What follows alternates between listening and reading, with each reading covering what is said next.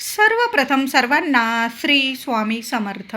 स्वामी महाराजांच्या कृपेने तुमच्या सर्व चांगल्या इच्छा पूर्ण होत ही स्वामींचरणी प्रार्थना करते आणि आजच्या व्हिडिओला सुरुवात करते. गुरुपौर्णिमा 2026 29 जुलै बुधवार रोजी आलेली आहे. बघा, आपण दत्त जयंती असेल, स्वामींचा प्रकट दिन असेल, पुण्यतिथी असेल, गजानन माऊलींचा प्रकट दिन असेल, तर आपण सर्वच जण 21 दिवसांची प्रभावी सेवा करत असतो. तर 9 जुलै ते 29 जुलै अशी 21 दिवसांची सर्वात प्रभावी सेवा सर्वांनी करायची आहे. तुम्ही स्वामींची करा, दत्तगुरु महाराजांची करा, गजानन माऊलींची करा, साईबाबांची करा. जेवढी सेवा होईल तेवढी जरूर करा. तर 9 जुलै ते 29 जुलै अशी 21 दिवसांची सेवा सुरू करायची आहे. प्रत्येकाने करा, अगदी कणभर जरी केली चालेल, पण बघा फळ इतकं सोन्यासारखं मिळणार आहे. आता तुम्हाला नाही 21 दिवसांची करता आली तर 11 दिवसांची करू शकता. 29 जुलै ते 29 जुलै असं तुम्ही 11 दिवस, 19 जुलै ते 29 जुलै अशी 11 दिवसांची तुम्ही सेवा करू शकता. पण सेवेला सुरुवात जरूर करा. मी तर म्हणते 21 दिवसांची सर्वात प्रभावी सेवा. बघा, आपण अशा शुभ तिथींना सेवा करतो ना, सोन्यासारखं फळ मिळत असतं. महिलांनो, 4 दिवस वगैरे असतील, तुम्ही सेवा आधी पण सुरू करू शकता. म्हणजे 9 जुलैच्या आधी पण सेवा 1-2 दिवस आधी सुरू करू शकता, 4-5 दिवस आधी सुरू करू शकता. आता 21 दिवसांची सेवा 29 जुलैला तुमची पूर्ण नाही झाली तर तुम्ही पुढं सुद्धा तुम्ही सेवा वाढवू शकता. आपण सेवा करतो ना आपल्या माय माऊलीची, हेच खूप महत्त्वाचं आहे. मग सेवा पुढं मागे होऊ शकतं थोडंसं. तर स्वामी चरित्र सारामृताचे या 21 दिवसात 21 पारायण करण्याचा जरूर प्रयत्न करा. रोज मी तर म्हणते ब्रह्ममुहूर्तावर केलेली सेवा अतिशय फलदायी ठरते. आता नाही जमलं ब्रह्ममुहूर्तावर, दिवसभरात तुम्ही केव्हाही सेवा करू शकता. फक्त दुपारी 12 ते 12:30 या अर्धा तासाच्या वेळात काळात सेवा करू नका. ही दत्त माऊलींची भिक्षेची वेळ असते, म्हणून या वेळेस सेवा करू नका. बाकी संपूर्ण दिवस तुम्ही सेवा करू शकता. पण बघा, ब्रह्ममुहूर्तावर इतकं शांत वातावरण असतं. आंघोळ केली, दिवा अगरबत्ती केली, तुम्हाला देवपूजा करायची असेल करून घ्या आणि शांत चित्ताने आपण जेव्हा ही सेवा करतो ना, आपल्या मनापासून आपण सेवा करतो. कुणाचा आवाज नसतो, म्हणजे कुणाचीच गडबड आपल्या मागे नसते. अगदी शांततेत आपली सेवा होते. आता नाही जमलं, लहान लेकरं असतील, काही कामानिमित्त नाही जमलं माझ्या महिलांना, दादांना, मग तुम्ही दिवसभरात केव्हाही सेवा करू शकता. स्वामी चरित्र सारामृताचे तुम्ही 21 पारायण करा. नाही जमलं 7 पारायण करा, नाही जमलं 3 करा किंवा 1 करा. पण या 21 दिवसात स्वामी चरित्र सारामृताचं पारायण जरूर करा. खूप सुंदर सेवा आहे आणि सोन्यासारखं फळ आपल्याला जरूर मिळतं. आता सेवा करताना आपल्याला फळ मिळेल या आशेने तर अजिबात सेवा करू नका. आपल्या माय माऊलीची सेवा आपली माय माऊली आपल्याकडून करून घेते ना, हेच खूप महत्त्वाचं आहे. बघा, आपले स्वामी आपले भक्त निवडताना एक माळ तयार करत असतात. सुंदर भक्तांची सुंदर अशी सोन्यासारखी माळ तयार करता आणि त्यात आपण निवडले गेलेलो आहोत. हेच खूप महत्त्वाचं आहे. आपल्या माय माऊलीची आपल्याकडून सेवा होते ना, हीच तर उच्च कोटीची सेवा आहे. म्हणून स्वामी चरित्र सारामृताची सेवा सर्वांनी जरूर करा. जेव्हा वेळ मिळेल ना महिलांनो, तेव्हा करा. एक तुपाचा दिवा लावून घेत जा देवघरात, आसन घेऊन बसा, शांत आपली माय माऊली आणि आपण, बाकी तिसरं कुणीच नाही. अशी सेवा करून तर बघा. आता तुम्हाला तारक मंत्राची सेवा करायची आहे. 21 दिवस रोज तारक मंत्राची सेवा करायची आहे. 21 दिवस नाही जमलं, 19 जुलै ते 29 जुलै अखंड 11 दिवस तारक मंत्र 11 वेळा पठण करायचं आहे. तर आता तारक मंत्राची सेवा करताना पेलाभर पाणी तुम्हाला सर्व दुःख संकटातून मुक्त करणार आहे.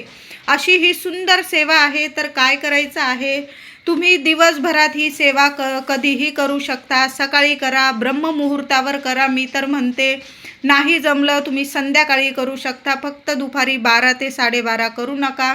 तारक मंत्राची सेवा करताना आसन घेऊन बसायचं. जेवढं पाणी तुम्ही पिणार आहात तेवढं पाणी तुम्हाला पेलाभर पाणी घेऊन बसायचं आहे. पिण्याचं पाणी, त्यावर उजवा हात ठेवायचा आहे. तुम्हाला उजवा हातच ठेवायचा आहे आणि तुम्हाला अखंड तारक मंत्र 11 वेळा पठण करायचं आहे. तुम्हाला 21 वेळा पठण करायचं असेल करू शकता. किमान 11 वेळा तारक मंत्र पिण्याच्या पाण्यावर हात ठेवून तुम्हाला अखंड तारक मंत्र पठण करायचं आहे. अगरबत्ती जरूर लावून घ्यायची आहे. एक तुपाचा दिवा लावा, आसन घेऊन बसा आणि शांततेत ही सेवा करायची आहे. नंतर तारक मंत्राची सेवा झाल्यानंतर ते पाणी, ते तीर्थ, स्वामींचा आशीर्वाद आहे, ते तारक मंत्राचं तीर्थ तुम्ही सर्व म्हणजे घरातल्या प्रत्येक व्यक्तीला प्यायला द्यायचं आहे. तुम्ही स्वतः प्या आणि ते थोडंसं तारक मंत्राचं तीर्थ आपल्या घरात सुद्धा थोडं थोडं शिंपडून द्या. 11 दिवस ही सेवा करून तर बघा. कुठलंच संकट तुमच्या उंबरठ्यावर सुद्धा कधी स्वामी उभं राहू देणार नाही. माय माऊली आहे, कायम पाठीशी उभी राहील आणि आपल्या लेकरा बाळांचं आपलं कायम रक्षण करेल. ज्या कठीण इच्छा आहे ना, कधी विचारसुद्धा केला नसेल, स्वप्नसुद्धा बघितली नसेल, त्या इच्छा, कठीण इच्छासुद्धा तुमच्या पूर्ण करून देतील. तुमची सर्व स्वप्न पूर्ण करतील. मुलाबाळांना इतकी प्रगती देतील की उच्च शिखरावर आपली लेकरं जाऊन बसतील आणि त्यांचे सर्व स्वप्न त्यांना यश नक्कीच मिळेल. अशी ही सुंदर सेवा आहे. तारक मंत्राची सेवा जरूर करा. त्याचबरोबर 11 माळी रोज आपल्याला श्री स्वामी समर्थ, श्री स्वामी समर्थ मंत्र जपायचा आहे. रोज ही सेवा करा. महिलांनो, दादांनो, या 21 दिवसात केलेली सेवा तुमची कधीच खाली जाणार नाही. माय माऊली आहे, कोणत्या रूपात येऊन तुमची मदत करून जातील ना. तुम्हीच मला म्हणाल इतकी सुंदर सेवा आहे. या 3 सेवा तर स्वामींचा आत्मा आहे. या 3ही सेवा मी तर म्हणते रोज करा. आता नाही जमलं, लहान लेकरं आहे, रोज नित्यसेवा जशी करतो 3 अध्याय रोज जरी वाचले महिलांनो, दादांनो, तुमचे 21 दिवसात 7 पारायण होऊन जातील. पण आवर्जून करा. बघा, त्याचबरोबर तारक मंत्राची सेवा करा. 11 माळी रोज जप करायचा आहे. आता सेवा करताना कधी पण सेवा संकल्पयुक्त सेवा करायची आहे. आपण मंदिरात जाऊन सुद्धा संकल्प करू शकता किंवा घरातल्या घरात जरी तुम्ही संकल्प केला तरीही चालेल. छान देवघरात देवांना पूजा अभिषेक करून घ्यायचा आहे. फुलं अर्पण करा, गंध अक्षता अर्पण करा, नैवेद्य दाखवून घ्यायचा आहे आणि उजव्या हातात पळीभर पाणी घ्या, थोड्याशा अक्षता, एक फूल टाकायचं आहे. तुमचं गोत्र, तुमचं नाव बोलून घ्या. कशासाठी, कोणत्या इच्छेसाठी तुम्ही सेवा करत आहात नाही बोललात तरीही चालेल. फक्त स्वामी, मी तुमची ही सेवा करत आहे, कबूल करून घ्या. निर्विघ्नपणे माझी सेवा होऊ द्या, म्हणजे पार होऊ द्या. सेवा माझ्याकडून करून घ्या, एवढाच संकल्प करायचा आहे. आणि ते पाणी तुम्हाला ताम्हणात सोडायचं आहे आणि ते पाणी तुम्ही एखाद्या झाडाला घालू शकता. अशा पद्धतीने तुम्ही घरी संकल्प करू शकता. आता मंदिरात संकल्प करताना एक नारळ घ्या, खडी साखर घ्या, चाफ्याची फुलं मिळाली किंवा दुसरी फुलं मिळाली, ती फुलं नारळावर, खडी साखरेवर ठेवा आणि स्वामींचरणी ती खडी साखर, नारळ अर्पण करा. तुमची म्हणजे तुमचं नाव, गोत्र बोलायचं आहे किंवा फक्त खडी साखर, नारळ अर्पण करा. स्वामी माऊलींना फक्त बोलून घ्या, माय माऊली, मी ह्या दिवसापासून गुरुपौर्णिमेपर्यंत 21 दिवसांची, 11 दिवसांची सेवा करत आहे. निर्विघ्नपणे माझी सेवा होऊ द्या, कबूल करून घ्या, गोड मानून घ्या जेवढी पण मी सेवा करत आहे. आणि तुम्हाला तो नारळ अर्पण करायचा आहे. संकल्प करताना पण एक नारळ अर्पण करा. आणि जेव्हा उद्यापन आपण गुरुपौर्णिमेच्या दिवशी करणार आहोत तेव्हा सुद्धा माय माऊलीला एक नारळ, गुरुपौर्णिमेला सुद्धा थोडीशी खडी साखर, नारळ आणि जो तुम्हाला नैवेद्य अर्पण करायचा आहे, मग पुरणाची पोळी, बुंदी, लाडू, बेसनाचे लाडू, फळं वगैरे तुम्ही जो नैवेद्य अर्पण कराल ना, सगळा नैवेद्य माय माऊलीला प्रिय आहे. अगदी थोडीशी मुठभर खडी साखर जरी अर्पण केली ना तरीही चालेल. पण पहिल्या दिवशी संकल्प करताना सुद्धा, सेवेला सुरुवात करताना संकल्प सर्वांनी नक्कीच करून घ्या. घरी संकल्प करा किंवा मंदिरात करा, पण संकल्पयुक्त केलेली सेवा सोन्यासारखं फळ जरूर देत असते. न मागता सुद्धा तुमच्या सर्व इच्छा जरूर पूर्ण होतील. आपल्या माय माऊलीला सर्व माहीत आहे, आपल्याला काय हवं नको, आपल्यासाठी काय योग्य अयोग्य, आपल्याला वाटतं की आपण एवढी सेवा करतो तरी आपल्या इच्छा पूर्ण का होत नाही, तर ती गोष्ट आपल्यासाठी जर हिताची नसेल, योग्य नसेल, तर ती गोष्ट आपली माऊली, आपले स्वामी आपल्याला कधीच मिळवून देणार नाही. आपल्याला वाटतं की आपण एवढं करतो तेवढं करतो, आपली इच्छा पूर्ण का होत नाही, पण ती जर गोष्ट आपल्यासाठी योग्य नसेल तर आपली आई आपल्याला कसं मिळवून देईल. बघा, एखादी आई मुलासाठी जी गोष्ट योग्य असते तीच देत असते. अयोग्य असेल, याच्यामुळे हानी होत असेल आपल्याला, तर ती गोष्ट आपल्याला आपले स्वामी कधीच मिळवून देणार नाही. योग्य वेळ आली की आपल्याला सर्व न मागता सर्व काही मिळवून देतच असतात. म्हणून विश्वास आणि श्रद्धा खूप महत्त्वाची आहे. आपण सेवा करताना विश्वास ठेवा, श्रद्धा ठेवा, मग बघा श्रद्धेचं फळ सोन्यासारखंच मिळणार आहे. त्याचबरोबर तुम्हाला श्री गुरुचरित्राचं पारायण करायचं असेल तर मग तुम्ही 23 तारखेपासून सुद्धा सुरू करू शकता. सप्ताहाचं पारायण करू शकता तुम्ही. 23 जुलै ते 29 जुलै असं साप्ताहिक गुरुचरित्र पारायण करू शकता तुम्ही तुमच्या घरी. किंवा गुरुचरित्रातील तुम्ही 14वा अध्याय, 18वा अध्याय पठण करू शकता, 9वा अध्याय पठण करू शकता. खूप त्रासात असाल, दुःखात असाल, कुणालाच सांगता येत नाही, असे जर दुःख असतील तुम्हाला, तर मग तुम्ही श्री गुरुचरित्रातील 14वा अध्याय पठण करा. पैशांविषयी खूप अडचणी आहे, कर्ज झालेलं आहे आणि तुम्हाला काहीच सुचत नाही काय करावं, तर मग तुम्ही गुरुचरित्रातील 14वा किंवा 18वा अध्याय, दोन्ही अध्याय पठण करू शकता. श्री गुरुचरित्रातील 9वा अध्याय पठण करा. राजयोग येतील तुमच्या आयुष्यात. आता हे अध्याय पठण करताना संपूर्ण गुरुचरित्राची पोथी उघडायची गरज नाही.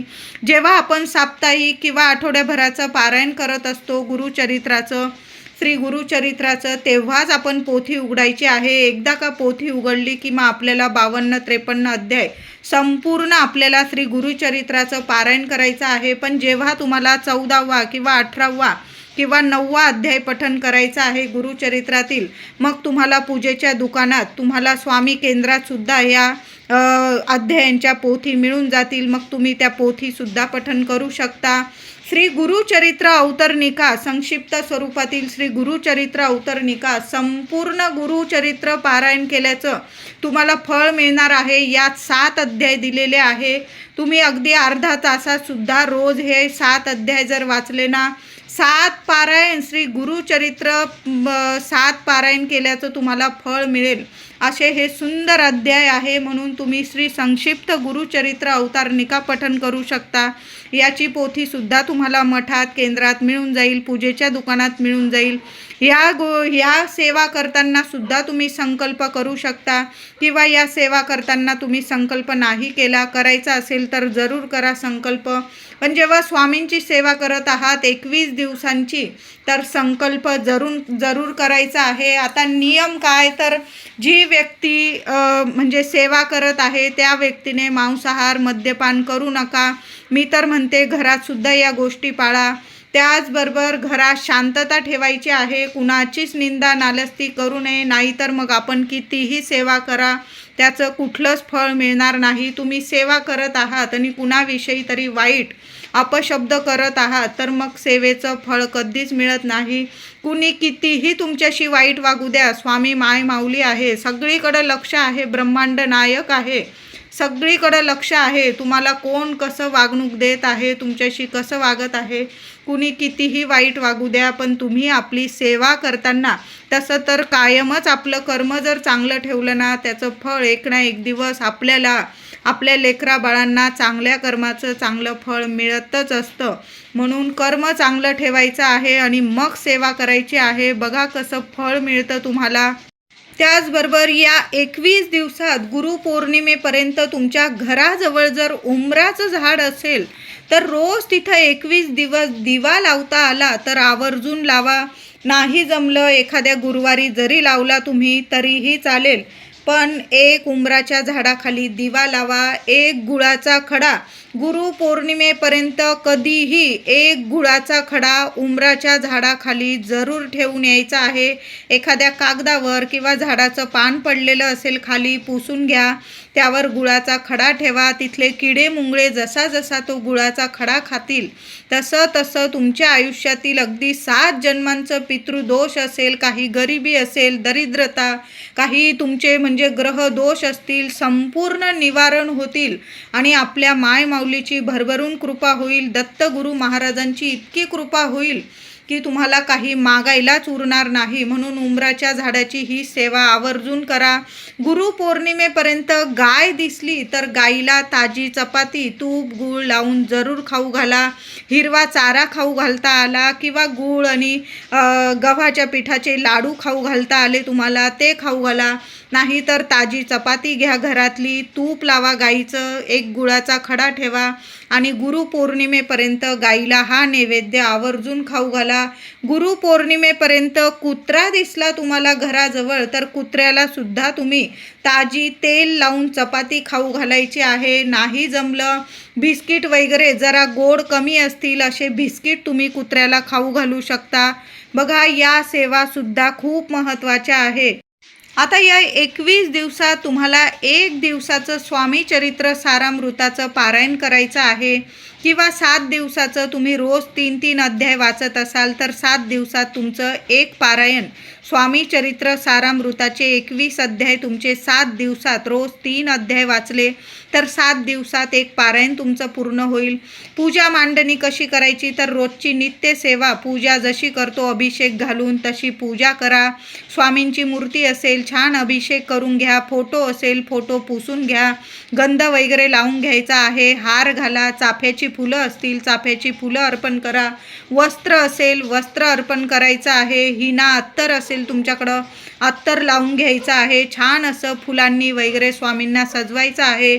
नैवेद्य दाखवायचा आहे, गूळ खोबऱ्याचा दाखवा, खडी साखरेचा दाखवा, दूध साखरेचा, वरण भात भाजी भाकरी तुम्ही जो नैवेद्य बनवलेला असेल तो दाखवला तरीही चालेल किंवा शिरा भाजून घेतला महिलांनो, त्यावर एक तुळशीचं पान ठेवा आणि स्वामींना नैवेद्य दाखवायचा आहे. तुम्ही 7 दिवसाचं पारायण करू शकता, 1 दिवसाचं एक मांडी पारायण करू शकता. 1 ते 21 अध्याय एक मांडी वाचले तुम्ही 1 ते सव्वा तास किंवा 1.5 तासात सुद्धा तुमचं एक पारायण होऊन जाईल. बघा, इतकी सुंदर सेवा आहे. कितीही भयानक संकट असो या पारायणाने 1 दिवसात तुम्ही संकटमुक्त जरूर व्हाल. स्वामी दर्शन देऊन जातील, कोणत्या ना कोणत्या रूपात येऊन स्वामी जरूर दर्शन देऊन जातील. आता उद्यापन करताना आता 1 दिवसाचं पारायण करा किंवा तुम्ही 21 दिवसाची आपण सेवा करत आहोत. मग गुरुपौर्णिमेच्या दिवशी उद्यापन कसं करायचं तर तुम्ही एखाद्या गोरगरिबाला जेवण घालू शकता किंवा एखादं जोडपं दिसलं तुमच्या घराजवळ येत असेल तुम्हाला म्हणजे शेजारी वगैरे किंवा तुमचे नातेवाईक असतील एखादं जोडपं जेवू घालू शकता किंवा लहान लेकरांना अन्नदान वगैरे करू शकता. नाही जमलं आपण जेव्हा मठात केंद्रात मंदिरात स्वामींच्या दर्शनाला जाऊ स्वामींना पुरणाचा किंवा बेसनाचे लाडू बुंदी जिलेबी असा नैवेद्य स्वामींना दाखवा. मंदिराबाहेर एखादा गोरगरीब असेल त्याला पोटभर जेवण देता आलं ना तुम्हाला जरूर द्या. हेच आपलं खरं उद्यापन आहे. गाईला नैवेद्य द्या. अशी साध्या सोप्या पद्धतीने जरी आपण आपल्या सेवेचं उद्यापन केलं ना तरीही चालेल. फक्त कुणाची निंदा नालस्ती करू नका. स्वामींना सर्व भक्त प्रिय आहे. कुणीच म्हणजे छोटा नाही मोठा नाही, स्वामींना सर्व प्रिय आहे. म्हणून या 21 दिवसात जरूर या गोष्टींची काळजी घ्यायची आहे. त्याचबरोबर या 21 दिवसात तुम्हाला श्री दत्त बावन्नी पठण करता आली तर आवर्जून पठण करा. बघा, सुंदर सेवा आहे. जी सेवा आवडेल तुम्हाला या 21 दिवसात आवर्जून करा. उंबराच्या झाडाजवळ 1 दिवस का होईना दिवा लावण्या. 21 दिवस जमलं तुम्हाला महिलांनो दादांनो तर उंबराच्या झाडाखाली 21 दिवस दिवा लावा. गाईच्या तुपाची एक तुपात भिजवलेली फुलवात जरी एखाद्या मातीच्या पंतीत वगैरे घेऊन गेला आणि तिथं दिवा लावला ना चालेल, पण आवर्जून 21 दिवस गाईच्या तुपाचा दिवा आपल्या उंबराच्या झाडाखाली जरूर लावा. एक गुळाचा खडा 21 दिवस ठेवून तर बघा उंबराच्या झाडाखाली